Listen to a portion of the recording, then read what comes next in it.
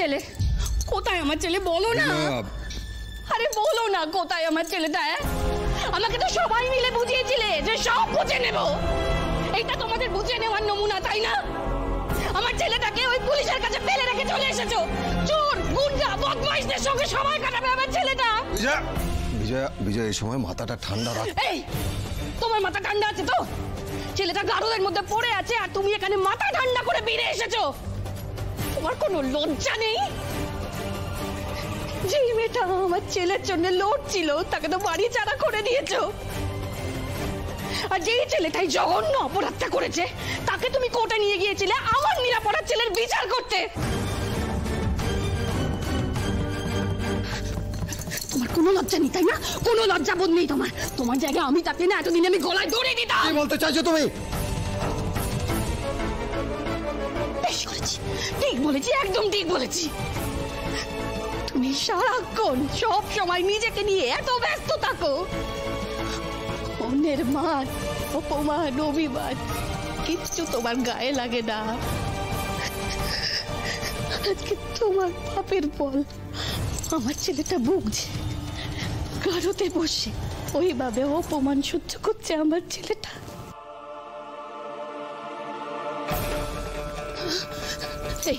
এই আমাকে বলো, আমার ছেলেকে কবে তুমি বাড়িতে ফিরিয়ে আনবে? এক্ষুনি বলো আমাকে, কবে বাড়িতে ফিরিয়ে আনবে? আদি যে এই কাজটা করেনি তার কোনো প্রমাণ নেই। শুনেছ? তার কোনো প্রমাণ পাওয়া যায়নি।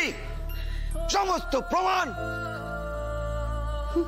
আদির বিরুদ্ধে।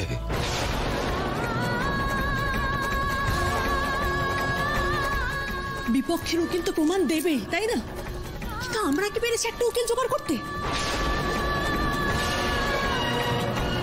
মানে কি বলছে সুমনা? তোমরা যে সেদিন বাড়িতে উকিল নিয়ে এলে তার কি হলো? না মা, উনি নেই, উনি আর কেসটা লড়বেন না। কাকা, বাবা কেউ উকিল খুঁজে পায়নি।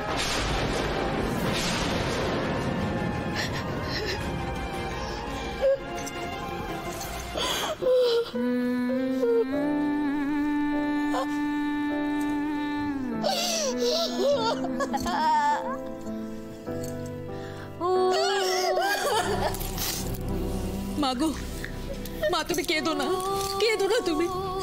একটা উকিল জোগাড় হয়েছে। তুমি জানো কে করেছে? আনন্দী।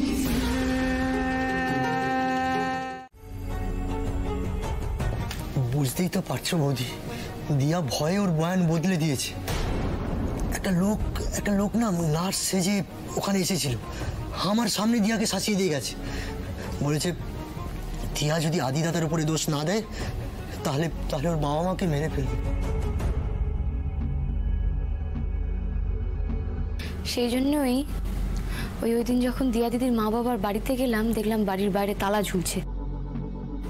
অবশ্য ওখানে একজন প্রতিবেশী মহিলা বললেন জানো তো, যে ওনারা সকাল থেকে নাকি ছিলেন, হঠাৎ করেই নাকি বাড়িতে তালা দিয়ে ওনারা কোথাও একটা বেরিয়ে গেছেন। বেরিয়ে গেছে না বের করে নিয়ে গেছে, সেটা কে দেখেছে বলো তো বৌদি? আসলে ওরা না আমাকেও না নজরে রেখেছে। অনিন্দদার মতন একজন ক্রিমিনাল যদি বাড়িতে থাকে তাহলে এর থেকে বেশি আর কি বা আশা করা যায়? অসভ্য লোক একটা।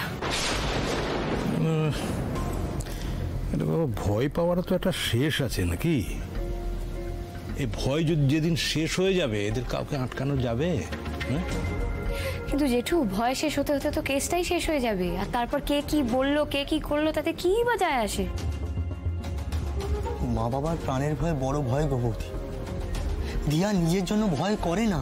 বুঝলে, কোনো ঘটনাকে না দেখার নজরটা যদি একটু বদলানো যায় তাহলে ভয় থেকে বড় ভয়কেও না মুহূর্তের মধ্যে জয় করা যায়। বুঝলি, শুধু একটু বুদ্ধি খাটিয়ে ভয়ের অ্যাঙ্গেলটাকে বের করতে হবে। তুমি সত্যি সত্যি দেবদূতের মতো আমাদের জীবনে এসেছো জানো তো জেঠু। তুমি এমন একটা কথা বললে, তুমি তো এক চুটকিতে একটা প্রবলেম সলভ করে দিলে। কিন্তু জেঠু, যে কাজটা আমরা করব সেটা না আমাদের এ কজনে হবে না, আমার না আরো কিছু লোক লাগবে জানো তো। তুমি কি করবে মোদি? বলছি বলছি দাঁড়াও।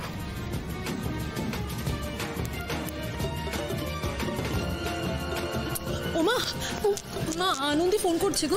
ধরো ধরো। হ্যালো আনন্দি, বলো। ও সুমনাদি শোনো না, বলছি আমার না এই স্যারের কেসটার জন্য না তুমি, মা, তনুশ্রীদি, অপূর্বতা, মানে আমার তোমাদের সাহায্য লাগবে। আমি তোমাকে না ফোনে একটা ঠিকানা পাঠাচ্ছি, তোমরা প্লিজ একবার চলে। সুপারিন দেখেছো, সব হচ্ছে ওই বুড়ো উকিলটার জন্য। ওই বুড়ো উকিলটাই হচ্ছে যত নষ্টের করা, ওই সব ঘুট পাকাচ্ছে। ওরা এক ফোনে বাঁচানোর জন্য ছুটতে পারলে আমিও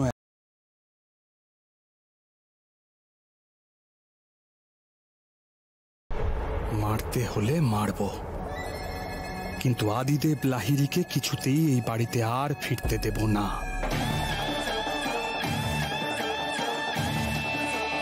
ভালো করে শোন, লাহিড়ি বাড়ির মেয়েরা বাড়ি থেকে বেরিয়েছে, ওদেরকে ফলো করবি।